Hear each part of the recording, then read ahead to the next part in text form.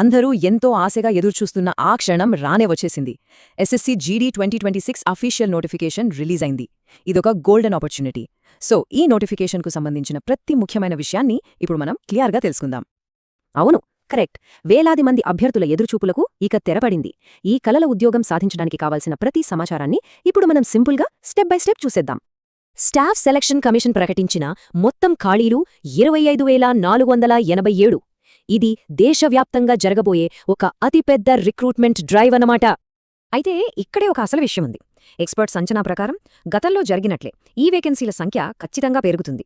Almost double, అంటే 50,000 వరకు వెళ్లే ఛాన్స్ ఉంది.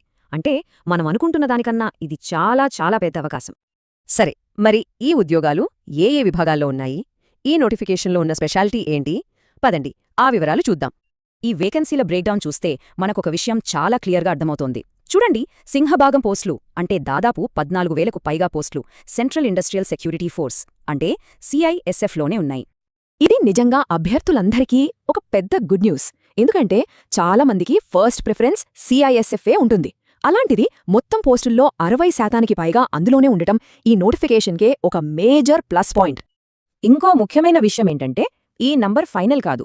ప్రతిసారి నోటిఫికేషన్ వచ్చాక కూడా వేకెన్సీలు యాడ్ అవుతూనే ఉంటాయి. సో ఈ విషయంలో టెన్షన్ పడాల్సిన అవసరం లేదు.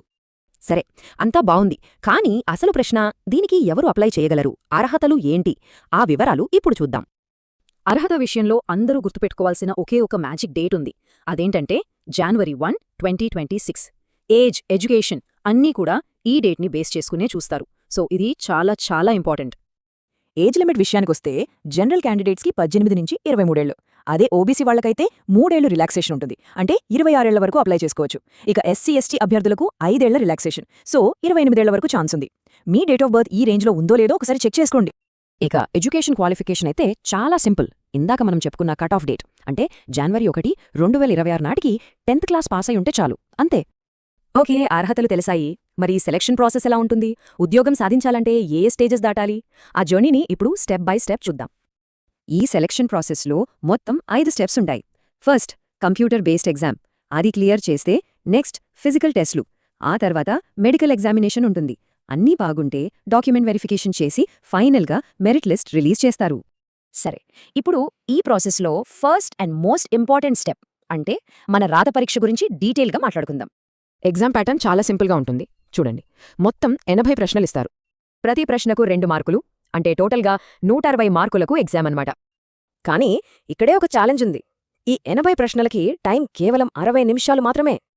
అంతేకాదు, నెగటివ్ మార్కింగ్ కూడా ఉంది. ప్రతి తప్పు సమాధానానికి 0.25 మార్కులు కట్టవుతాయి. సో స్పీడ్ అండ్ యాక్యురసీ రెండూ చాలా ముఖ్యం. రిటన్ ఎగ్జామ్ క్లియర్ చేశాక next stage physical efficiency test. ఇందులో మేల్ క్యాండిడేట్స్ అయితే 24 నిమిషాల్లో 5 కిలోమీటర్లు పరిగెత్తాలి. అదే ఫీమేల్ క్యాండిడేట్స్ అయితే 8.5 నిమిషాల్లో 1.6 కిలోమీటర్లు కంప్లీట్ చేయాల్సి ఉంటుంది. ఓకే, ఇప్పుడు చాలా చాలా ముఖ్యమైన విషయానికొద్దాం. అదేంటంటే డేట్స్. ఈ తేదీలను అస్సలు మిస్ అవ్వద్దు. కావాలంటే క్యాలెండర్లో మార్క్ చేసి పెట్టుకోండి. చూడండి, ఆన్లైన్ అప్లికేషన్లు ఈ ఏడాది December 1న మొదలవుతాయి. చివరి తేదీ December 31. ఫీజు కట్టడానికి చివరి రోజు January 1, 2026. ఒకవేళ అప్లికేషన్లో ఏమైనా తప్పులుంటే సరిచేసుకోవడానికి January 8 నుంచి 10 వరకు టైం ఇస్తారు. ఇక ఎగ్జామ్స్ వచ్చేసి 2026 February నుంచి April మధ్యలో ఉండొచ్చు. సరే, నోటిఫికేషన్ వచ్చింది, డీటెయిల్స్ అన్నీ తెలిసాయి. మరి ఇప్పుడు మనం ఏం చేయాలి? What next? దాని గురించే ఇప్పుడు మాట్లాడుకుందాం. వెంటనే చేయాల్సిన కొన్ని పనులున్నాయి. మొదటిది, మీ సర్టిఫికెట్లు అంటే ఓబీసీ, SC/ST, EWS లాంటివి రెడీగా పెట్టుకోండి.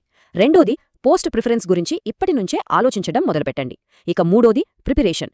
ఒక్క క్షణం కూడా ఆలస్యం చెయ్యకుండా ఇవాల్టి నుంచే స్టార్ట్ చేయండి. ఫైనల్గా, అప్లై చేసేప్పుడు కంగారు పడొద్దు. ఒక రోజు టైం తీసుకుని అన్నీ అర్థం చేసుకున్నాకే అప్లై చేయండి. చూశారు కదా, నోటిఫికేషన్ వచ్చేసింది. దారి కూడా క్లియర్గా కనపడుతోంది. మరి ఇంకెందుకు ఆలస్యం? మీ లక్ష్యం వైపు మొదటి అడుగు వేయడానికి సిద్ధంగా ఉన్నారా?